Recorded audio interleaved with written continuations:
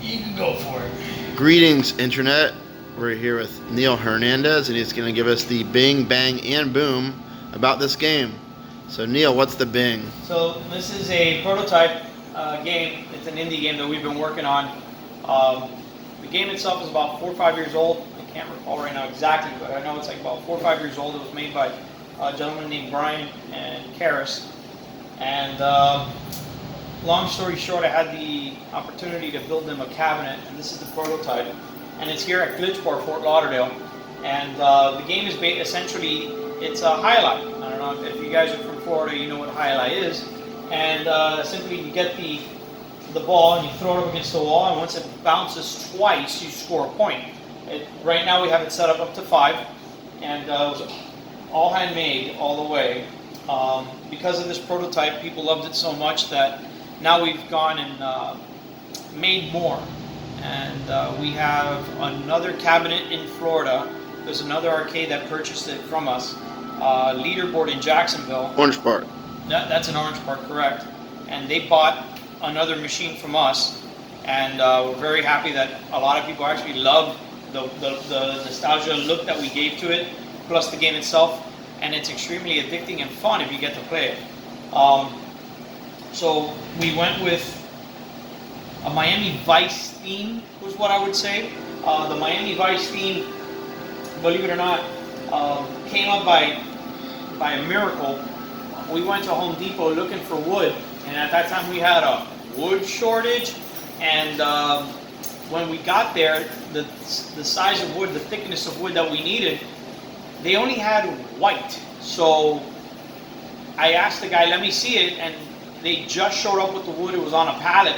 It was in the middle of the aisle, and I just saw this nice big piece of white wood, and I immediately thought Don Johnson from Miami Vice, like a flaming flamingo of colors. And I was like, we're gonna go Miami Vice colors.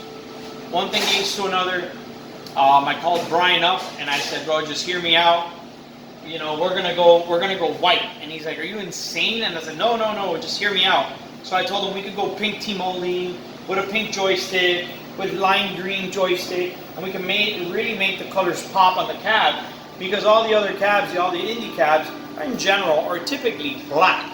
So I said, so Brian and I, we had a conversation about it. I said, yeah, let's do it in white and go from there. So obviously the colors pop, and the base behind on the bottom of it is white. And yeah, that's how the cabinet came to be. And I had to be very picky with my colors, but we made it happen. And well, this is the prototype. Hopefully in the future we get to sell some more. I believe we're in negotiations with another arcade that will have another cabinet sold to them soon. But yeah, brand new LCD monitor, brand new buttons, brand new everything, really. It's a very fun game, very addicting. And yeah, this was a project of mine, and I'm just happy that it's here at Glitch Bar, and it's a prototype. Whoa. Yep. 2 parts so I don't forget them, because I'm in boomer mode today. When did you play it first, and what is this cabinet? Is this originally another cabinet originally? Well, this was the cabinet is styled off of Frogger. If anybody looks at a simple Frogger cabinet, it's going to be the same cutout. But we had to do some modifications to the cab. For example, we had to do a handle in the back to grab it like a dynamo cab, because Frogger's, the original cabs, never had that. And then another thing that we did that, and then we also had to do, we changed out the coin door to a top and bottom coin door, so we had to make it a little bit longer. What else? There was and the access panel up top. Access panel up top, we made an access panel so you could get in there, because the original Frogger cab didn't have any way to access the marquee.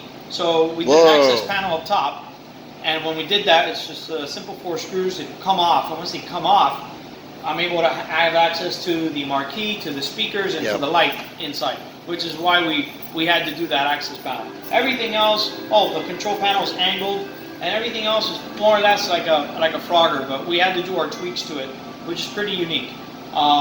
We also went with 2 speakers. We could fit it. It's a nice little cabinet, you know. I mean, I love it. It's just a nice piece of work that I did, and I really appreciate Brian and Karis for letting me take care of their vision, you know. That was pretty nice. Did you first play it free play as well? Because that's where I first saw it I played it at years free play. ago. I played at free play 2016 maybe. Yeah, it's a Exactly blur. the first day that I met Karis first, and when Karis went ahead and they released the game, it was basically on an Xbox controller. That's right. And it was an Xbox controller and a laptop and a monitor, and that's how they started their vision. And then years later, they had a deal, basically set in stone, to build out the cabinet. And then once that was dealt with, once the deal was in, the deal was more of a, I can't recall the whole deal, but the deal was already set in stone, and COVID messed up everything. Once COVID happened, the following year, I think it was 2 years after, we were free play 2 years after, I go ahead and I talk to Brian at the show, and I go, hey man, like, what's up, what happened with the cab? Like, I thought it was going to be done. And he goes, no, we ran into this issue, the contract went done because of COVID, and that's where I took the opportunity. I said, you know what, we could build the cab, and we're going to make it happen. And that's what we did. And obviously, it paid off because, man, I really went with the Miami aesthetic of colors, and I just said, I think it's going to be nice and bright, and it's going to stand out from everybody else. So yeah, I'm just very happy we went with that. So the game does have its own AI, so you don't really necessarily need to play it with two players. But if you just want to go at it with the computer, you can, and it knows very well. It's pretty neat. The code is still being updated. Brian is still working on the code, so by the time you guys play it might look a little different, might play a little different. Every time he updates it, he does something better. There's a cool feature here, and since it's on free play, one thing that happened, because we had it here at the test site, this is our test site, we noticed that people would sometimes, when they're a little too drunk, they go ahead and they start slapping buttons just to play something, and then they press two-player and notice they want to play by themselves. So what happens is, when the computer throws the ball twice and nothing is scored, it resets back to the main menu, and the next player in line could just continue the game as if it was brand new. So it's a feature that no other indie game has. It's another feature that not everyone has to plug in to program. So it's just something nice that we did with that. So yeah, this is Brian. This is Karis. A gentleman named Aaron. He did the music, and then that's me and Joey for the prototype cab. And that was pretty cool. I put my name in the game, and I'm very happy for that. I'm very humbled by it. And I really appreciate it. It's awesome that they allowed me to do the project for them. You could get a little better shot. She's a little dirty now because the weekend has just passed. Winners don't lose. Winners don't lose, exactly. That's correct. Winners don't lose. This is something that, yeah. But yeah, as you can tell, we had player 1 and player 2 buttons here. You would show a little stick figure guy, but people played the crap out of it where it's already wasted. Yeah, they always wear out. I put on quite a few games. Well, this one was actually pretty legit. They were on there for pretty good. And then, after 10 months of being here, they wore out. So it's pretty interesting. I really like the color scheme that we went with it, and it's very beneficial to the machine and to the aesthetics of the Miami Vice style colors and all that stuff. But yeah, I really liked it. Was this going to originally be a 4-player machine, or originally it was a 4-player game, and I managed to convince Brian to put it as 2-player, but we shove it anywhere we want. If it's a 4-player cab, that means it was just going to be like another Simpsons cab or a Ninja Turtles cab, and that's not what we wanted, at least here. And I explained it to Brian. I said we could sell the 2-player a lot easier than the 4-player. So right now we're still going back and forth with the 4-player style and what it looks like and all that stuff, and it just becomes less of a headache. Once we get the 4-player design down, we make the first one, I think we're going to be in the ball game. But yeah, it's a very addicting little game, and here it is, here at Glitch Bar in Fort Lauderdale, and that's the prototype for it. Any final comments to the viewers out there, the No, arcades or you could definitely go on YouTube and you look up Throwback Highlight Heroes, and you'll see the YouTube videos of the game. If you are in the Fort Lauderdale area, you're more than welcome to come over and play the game. And then there's one in Orange Park, Jacksonville area. That's at Leaderboard. Yep. So those are the first 2 that came out. And more to come, right? The other places are going to have eventually them. we're talking to other arcades, and everyone's kind of like, you know, right now I know times are tough, and but there are still people that still want the game because it's a brand new game. It's completely different, and she does extremely well when people play it, and it's a very addicting game. So yeah, thank you for watching the video. I appreciate you coming out. Like, share, and subscribe, baby. It's always a pleasure when you show up, Cody. That's right. Thank you. Namaste. Have a nice day, everybody.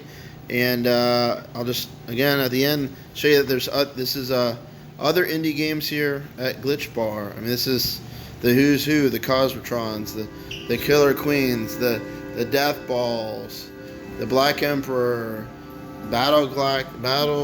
Galactic Battleground, switch and shoot, because why? You have to switch and shoot. Armed and Gelatinous. This is some funky little animations there. And also, lastly, not leastly, Down Well. That's another cab that we built out. This is it. We'll do a little bing bang boom on this. This one, Joey, my art guy, he was very addicted to Downwell, and he's very addicted to Downwell. The game is actually still downloadable on, I think it's on Nintendo Switch. And then one thing led to another, and he's like, you know what? I'm just gonna build out a cab because I love it so much. So we gave him a Lethal Enforcers, and he made the artwork for it. And it's been here, and it's extremely addicting game. Essentially, it's like Mario Brothers meets Metal Slug, and you're going down a well, and you're just shooting at, you know, little turtles and stuff like that, and you're going down a well. And the purpose is to get to the bottom of the well, and you pass the level. But it is pretty addicting. Very fun. If you, I don't know if you have time, I'll play. It's the only one in the world, right? Well, no, there's a few out there. Here, let me play it down here. Get close and you can see how I play it. Gotcha. So I go down the well. And this is a Lethal Enforcers cabinet. Was.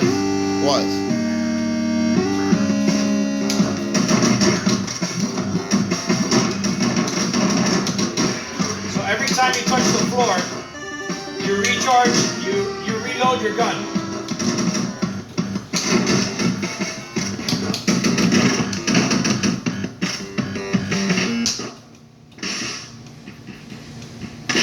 I got a burst. Alright. Now I change guns.